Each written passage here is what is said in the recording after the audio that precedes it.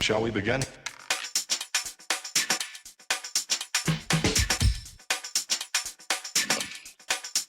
All right, everybody, welcome to a brand new episode of the Frankly Francisco podcast. I'm excited to have my next guest. He goes by the name of Black Ice. He's not only a musician, but he is also an artist that has a conscience. He has sense behind his music, has a message behind his music. So I'd like to introduce everybody to him. How are we doing today, Black Ice? Good, man. Good, man. I can't complain. How you feel today? I'm good, man. I'm excited to have you on because it's rare that I find an artist that actually has a message behind the music. Normally right now, what you hear on the radio is nothing, it's the same old stuff. People getting high, drunk, getting high, drunk. That's it. Or that's basically the premise. Don't forget the strippers. Yeah, and the strippers. Yeah, the strippers, the cars, it's just it's mind-blowing what type of style of music is out anymore. There's no message behind the music like it used to be. Like I'm a kid from the 80s and the 90s, man. I'm gonna be 43 this year. And yes, I'm an old head when it comes to music, but I still feel like there should be a message behind music. Has power. Yes. It has power to it. And if you're not conveying that and you're just, oh my God, we've just dumbed down what we listen to now and it's gotten to that point. So what has shaped you to be the type of artist that you are right now? Honestly, like it's a lot of things.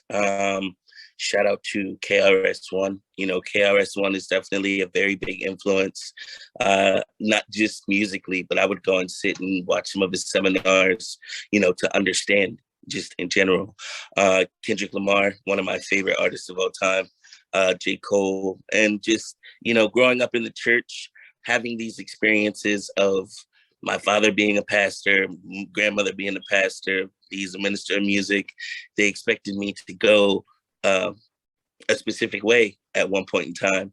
And the fact that I couldn't go that way because of my own questions, because of my own understanding of the universe and, my own journey just as a person.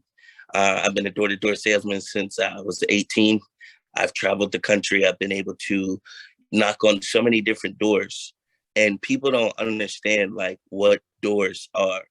Like when you think about a door, like when I come to your door, knock on your door, it's a whole different universe. It's a whole different dimension. So, to be able to see all different walks of life and then to go through life the way that I had to write about it in a way that was universal, because for one, music is a universal language.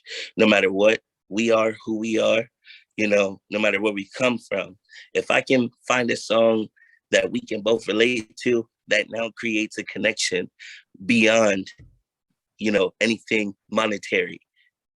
If I think I said that correctly, if that makes sense. So I understand the point you're trying to make, but I like the fact that you have your tones though, because you have the church too as well that you come from. So yes. So your music is a mix of a lot of things, a lot of different sounds that you incorporated into what you do as an artist. How long have you been in this business? How long have you been making music for? A total of 20 years. I'll be 28 this year. I've actually been doing it since I was 8. I've been singing since I was 5, but I moved with my dad, who is my biggest influence out of everything. My dad is a gospel quartet. Not only did he do the church, but he had 2 different quartet groups that were all family ran. Like all of my family sings, my grandfather, uncles, cousins. So I was raised in that life of music, but it wasn't until I started looking at music for my own purpose that created okay, so this is what I want to be conveyed. This is how I want my message to specifically sound for people who aren't in church. I went through that phase of people looking at me crazy because I believed in what I believed and still chose to come to the church, but I'm singing secular music. So, I had to show them that it's not all secular. Just because it's outside of the church does not mean that it's bad music, So what I find interesting is the fact that you knew there was pressure on you to be something that your parents wanted you to be, but you chose to not do that. You chose to be your own person. You chose. chose to be your own man, which is fantastic. I mean, it's hard sometimes when you have those pressures when it comes to family, because you always want to make family happy, You want always to want to please make your them, mind. yeah, Yeah, you want to please everybody, definitely. but you can't always do that. But as an independent artist, what has been your biggest pain point so far with music? My biggest pain would be, honestly, expectations in the industry. And I say that because I started off, before getting to this place of independence, wanting so bad to be signed by everybody, just getting the opportunity to work with these people, not realizing that there was an illusion behind all of it, not realizing that the same things that I wanted from them, I've already been doing myself for years. So, you know, money, in the term of financially, of where life had me, stopped me from doing certain things. But I am glad that they stopped me from doing certain things and getting to certain areas, because I believe that my sound wouldn't be as authentic if it wasn't for all the hard work that I put in. Absolutely. Absolutely. And that's what it comes down to. It comes down to hard work. It comes down to your vision. Your vision is really the only thing that matters. And I think a lot of times these artists now are going to the point now where they're staying independent, because a lot of times these studios will try to change your vision into something else that they want. Oh, Yes. well, maybe if you go this way, maybe you'll sell more records. Cause it's not really about the music when you sign with a company anymore. No, It's more about visual. it's It's more about about, right. it's about numbers for Yeah. It's sure. about numbers. It's about visuals. What people perceive, what they're looking at, is what they think you are. And that's not the case. I think the case is the sound. The sound is what is authentic. The sound is what comes from you. And a lot of these studios try to change that sound significantly from artists like yourself that are unique in what they do. So I think staying independent helps you build your own audience. It helps you. So when Yeah. you put out an album, they know you already.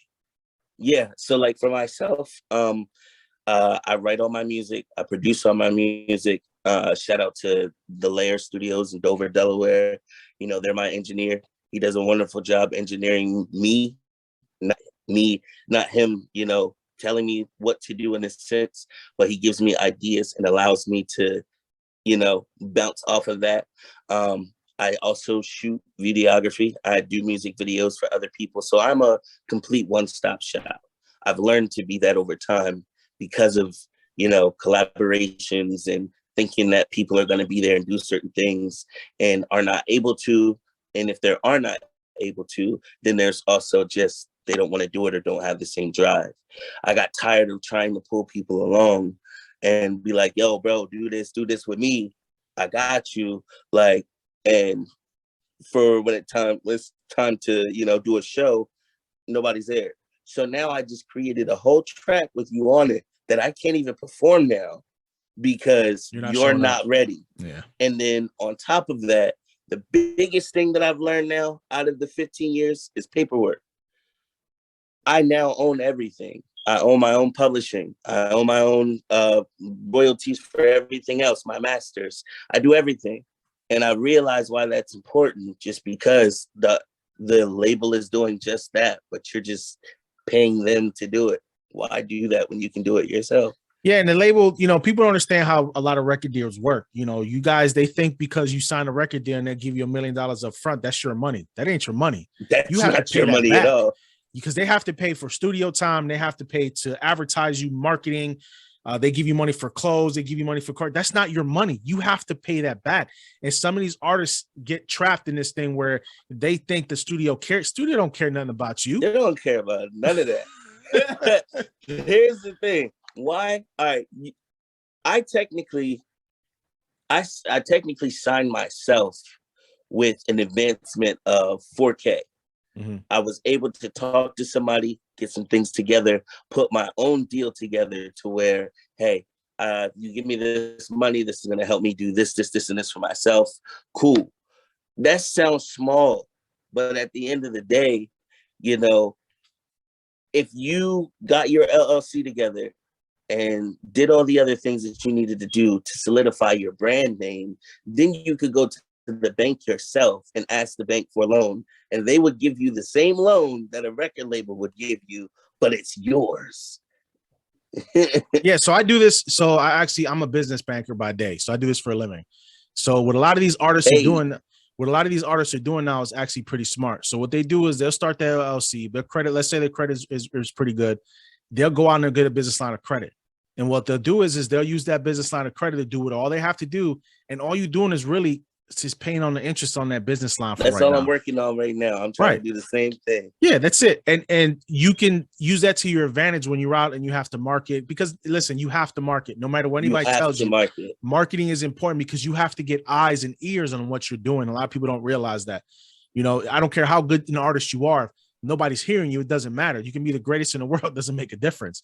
You know what I mean? That's where that 80% comes in. You know how they say 20% talent, 80% business. Yeah. That's all part of that business. So, but you're a business-minded person. So you're already ahead of the curve on what a lot of these other guys are doing. And you've been doing it for 20 years. So how many collabs have you had so far, that reliable collaborations? I'm talking about people that you've been able to collab with and actually perform with. So, shout out to Little Rec 302. Shout out to I.C.E. These are some local artists in the Delaware area where I'm from. Shout out to Antonio De Niro. Shout out to my big brother who helped me create Energy Records, Ruger the Reaper, but he goes by Ruger the Butcher. Ruger the Reaper's on his IG. I've had maybe about 10 to 15 good collaborations that these people I still work with today for some reason. Shout out Sizzle Sounds. We find, so much things that, life happens. And when it comes to collaborating, I feel like you have to be in charge of who you collaborate with, because what the labels do as well, me personally, just my perspective, I believe that it is more than just a music thing. It's a spirit thing. It's an energy thing. So when it comes to collaborating, I don't just like collaborating with anybody. First off, I want to hear your verse. I want to hear what you got to say. And if it's not resonating with me in a way that is going to help me create, and if you're destroying on the other side of the track, I don't want anything to do with it, honestly. Yeah. Because at the end of the day, we make spells. We make things that create and shift energy and power throughout the universe. And some people don't take it that seriously, but for me, it is that seriously because of my life, because of the way that I've had to live and see that I had to believe in myself. I've been around a bunch of people where, yes, they say, I believe in you, I support you. But every time I put something out for support, it is very few that genuinely support. So now I've gotten to the place where I don't want support from anybody. I don't want support from anybody now, because I know where to go and get the money from at the end of the day. Now I'm going to, the sync licensing deals and things like that. I'm going to people who are going to pay me. So if you decide to follow me and support me, great. But I don't let my expectations on whom I think should follow me control what type of music I make. So it's essentially, it's just you're using logic over emotion. That's just basically it. And I think that's the best way to go. Sometimes our emotions get the better of us, and sometimes we don't think logical, and it's us against the world. And that's just not the way it is. You have to think logically. You have to think business wise, because what you're doing is a business. It's a passion. Don't get me wrong. You have to have a passion for what you're doing, but it's also a business. You are trying to create revenue for yourself doing what you're doing. And if people are not on that train with you, they're going to have to catch the bus. Yeah. Some people are really upset with me right now because it's like, oh, bro, you didn't change. But it's like, I haven't changed. What I've done is incorporate myself as a business, and I'm trying to make money now. I'm tired of giving shit away for free. I'm tired of giving things away for free when I can help us both eat. Yeah. If I know that if we do this right, get our paperwork done right, and if you are serious as an artist, you'll want to have your paperwork right. Because I used to think at one point in time that it was just, hey, let me send you a beat, let's get this done, and we're going to make money off of it. No, it's so much into making a track and even just having your copyrights and all that stuff together before you release it. Like I'm learning so much now doing it independently. I'm glad I stayed this route because it helped me to see the operations of things. So we rise and fall by our own hands, and no matter what anybody says, no matter what any excuses people make, we rise and fall by our own hands. We make our decisions. They're going to dictate what we do in the future. People tend not to support you unless you've made it. And this is the bad part. And this is how, like I said, people like the known and not the unknown. So their expectations are, oh, well, when he gets big, then I'll go work for him. If he makes it, he shows me, then I'll go. That's not how that works. You can't eat and you can't get yourself out there if people are not doing their part as well. It has to be a collaboration between everybody. Look, it's never easy. It's never going to be easy to achieve goals that you want to achieve. Sometimes you have to go at it alone. It's just factual. And a lot of people don't understand that. You can't bring everybody with you. And when you try to bring everybody with you, this is when you're going to have people that's going to try to step on you to get above you, because in all reality, other artists don't want to see you be better than them. That's I mean, in anything. And it's true. At the end of the day, like ego is a hell of a thing. Ego is a hell of a thing. And don't get me wrong, I stayed humble for so long. Like I always thought that the people that were at the top, you know, I'd never be able to either speak to them, talk to them. Shout out to Ichiban Don. Please forgive me, Ichiban. I did a feature with Kendrick Lamar's producer. Yo, he's fucking amazing. I'm sorry, excuse me. No, you're fine. You can be yourself, man. Yeah, he's amazing. Like he's really a dope artist. You know, shout out to Daylight. I've been trying to, you know, get up with him as well, but he ain't really rocking with me right now. It's cool. But it's all right. Like I have built this catalog of people that like your network is your network. Mm-hmm. And if you're not consistently pushing yourself out there and even just presenting yourself to people, people won't know you exist. I never thought that I would be working with half of the people that I work with today, whether it's writing music or, you know, doing actual tracks. And that's only because I believed in myself enough to not quit. So on a monthly basis, how much new music do you work on?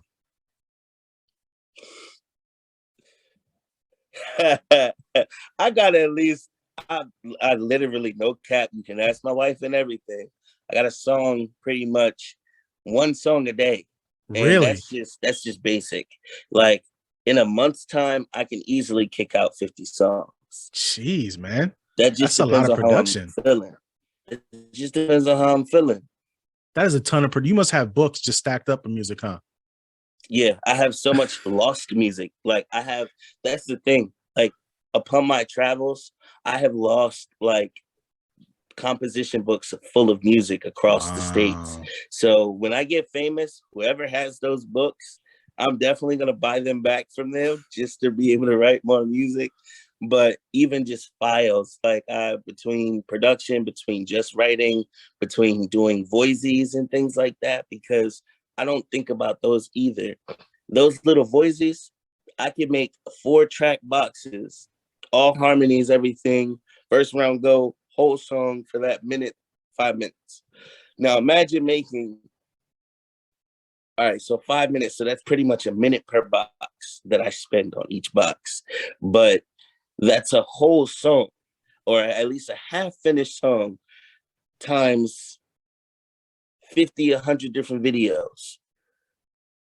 It's just, that's time crazy. Does not exist. Yeah, that's crazy. How much studio time do you put in though? Like when do you have time? Because you have a day job, but when do you actually have time to step into the studio and actually record? So it really is mainly on the weekends, depending, because, you know, I do work for Allstate during the day, but as a whole, as far as like CEO time doing my music stuff, I spend at least 80 hours a week just doing music stuff. Wow. I literally have been up till 3 o'clock in the morning posting stuff. I just posted a new beat challenge that I would love every artist to do if they can. I'll be sharing every single video. You know, this beat is called It's Jazzy Baby but it's literally like a jazz, R&B, neo soul feel. I just want to see what people can do, but I literally never stop working. I'll be honest with you. I mean, listen, that's a beautiful thing. If you have the passion to do what you're doing and you're committed to it, great things can come from that. It's just that, like I said, it's just finding the time and the effort to put in to do it. But 80 hours a week plus on top of what you're doing when it comes to your regular job, man, that's amazing in itself. That means you have a passion and a drive for what you're doing. And I commend you for it, because not a lot of people can put that time. I can't even put that time and energy in, and I run a podcast every week. Like, you know what I mean? And it's crazy, but it's like when you do, like, and I know you understand what I'm about to say. When you do what you love, it's never work. Yeah, you're absolutely correct. Absolutely. It's just a part of your everyday life. And Yeah. it's like, I don't be thinking about it, but when I get an accountant, I'm going to have to think about this as far as I have to pay myself a salary. Like, I've not clocked all the stuff that I do throughout the day, but I know for sure it's 80 hours a week just on the music, on top of, because I work for a radio station as well. So I'm promoting that. I'm doing all that other stuff. It's a lot. Look, man, I'm happy for you, because you're accomplishing goals that you set out for yourself. It's like me. Like, I started small, and I'm starting to pick up steam on what I'm doing now with the podcast, because people are actually going out and they're listening to my stuff and they're seeing the kind of conversations that I have, and it wants to bring people on the show, because I'm an open platform. I don't box myself into a corner with just sticking on one job. I talk to everyone. Definitely. And I want to give a shout out to QSJ Radio, home of the unsigned artist, Mad Love, Dave Hernandez. He actually put me on to you guys as far as the platform to find you. So I didn't know you existed until, I was able to get on Matchmaker and be able to see that there's so many podcasters out here who are looking for people, and not only just looking for people, but y'all have good content. Like, I like the fact that you have a level of genuineness. I have to put it that way, because the world that we live in today, it's hard to find genuine people who are not living, for themselves. Yeah. I listen, the whole point of this podcast is to shine the light on people like you. You know what I mean? I don't, celebrities are celebrities. I really don't care about that. I care about guys who are on the precipice of becoming great and reaching their goals. And I want to be a part of that. I want to be saying, hey, man, look, I interviewed this guy before he blew up and forgot about me later on. You know what I mean? You know what I mean? So I can sit back. So I can sit back and go, when you have your, living in your $10 million house, like, yeah, I interviewed that dude when he was just coming up. So, I enjoy it, man. It's great fun, because you get to hear stories of passion. You get to hear stories of tragedy, of triumph.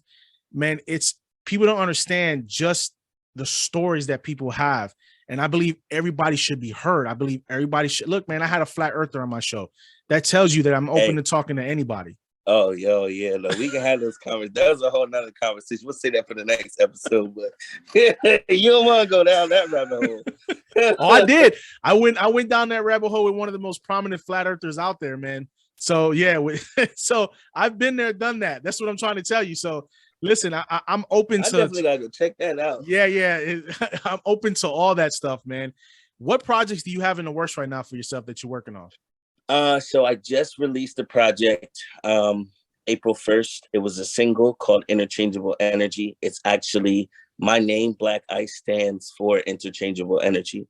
Now, it's two meanings to it. One, if you put it all together, Black Interchangeable Energy, that's melanin.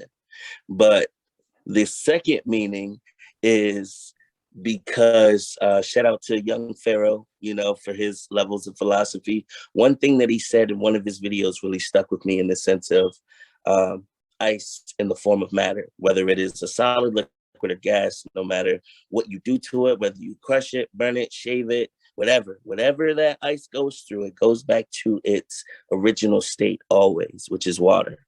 Now, water, Bruce Lee says, is we want to be like water, right? So with being like water, we must be able to live at a level of adaptation. When water is poured into the cup, it becomes a cup. water's poured into the bowl, it becomes a bowl. So, you know, in the form of my music, everything that I create has a level of balance from both sides of divine feminine and masculinity is at the same time.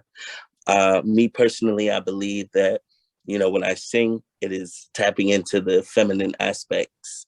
And then when I'm rapping, it is the divine masculine aspect. So to be able to put that together in a way that creates a harmonious balance on top of the words that I say and the melodies that I use, it creates a level of peace. You know, it's all easy listening music. And then the major project that I'm working on right now that I don't have a date for yet is my album that I'm putting together called Reasons. Nice. So you're just, I mean, listen, you're a philosopher on the mic. You're a philosopher off the mic. It's just you know the thought that you put behind it. Now I understand what you mean, that you're a thoughtful artist, and you have meaning behind your music. Now I understand why, because it's coming from a deep place. It's something that you thought about, and you can see it. It resonates off of you when you speak.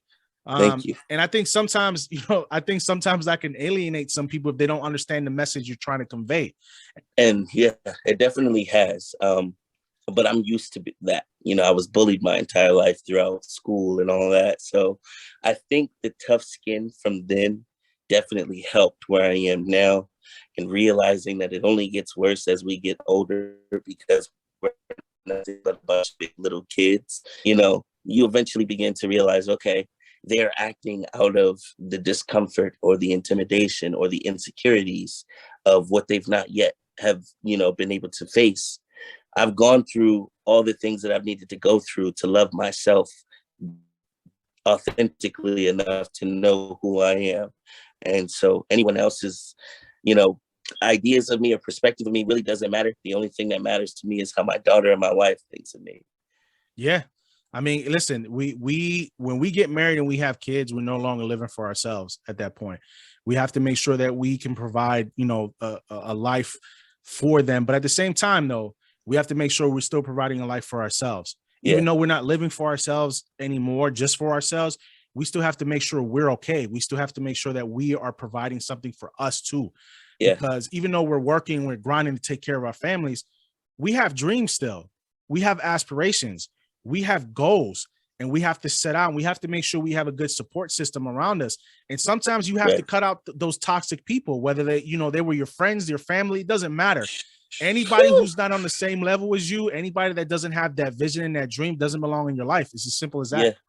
And it's been crazy this last month, but within everything else besides the album coming out, so I do a lot. 2018, I came out with my first shoe called Cosmos.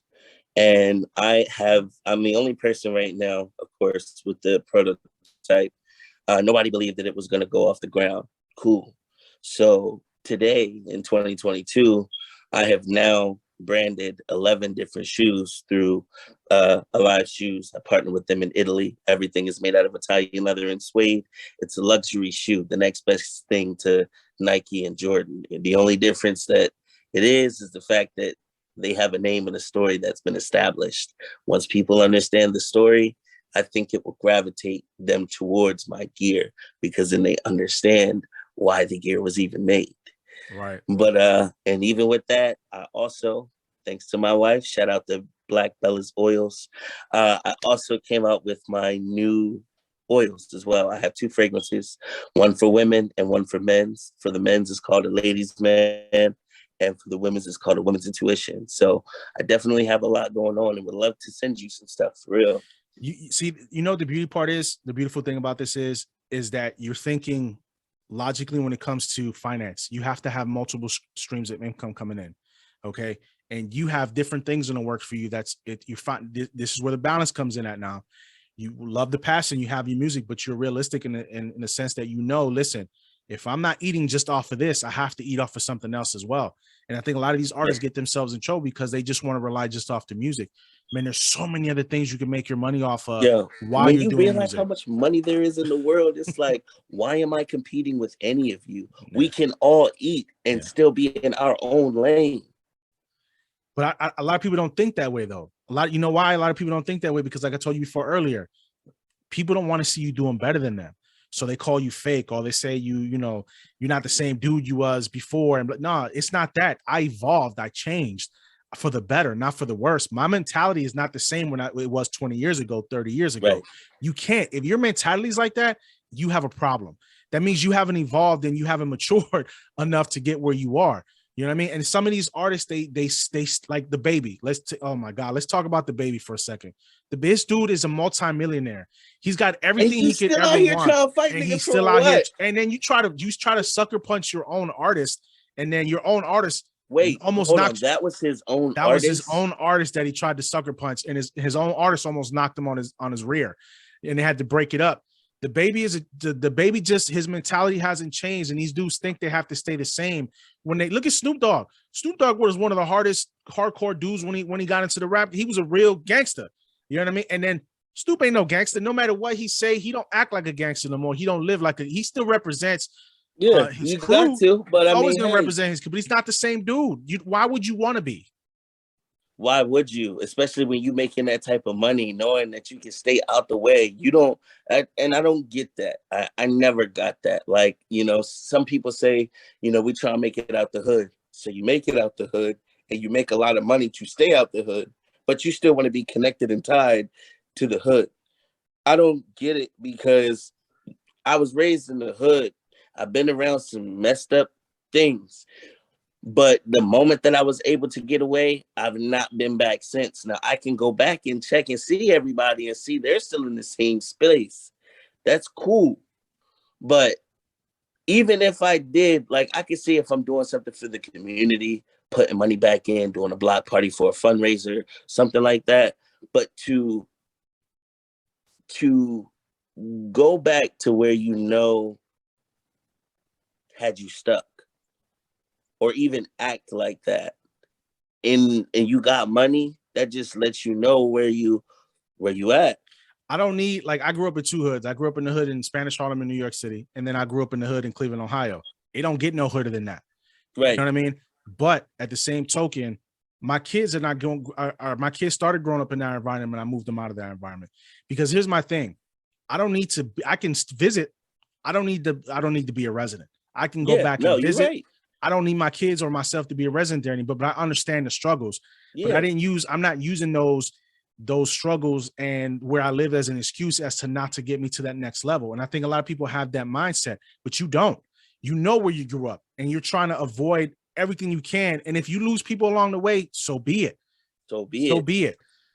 So where can people find you? You can find me on all, of course, platforms. Mainly that I do a lot of my stuff through is Apple Music, Spotify.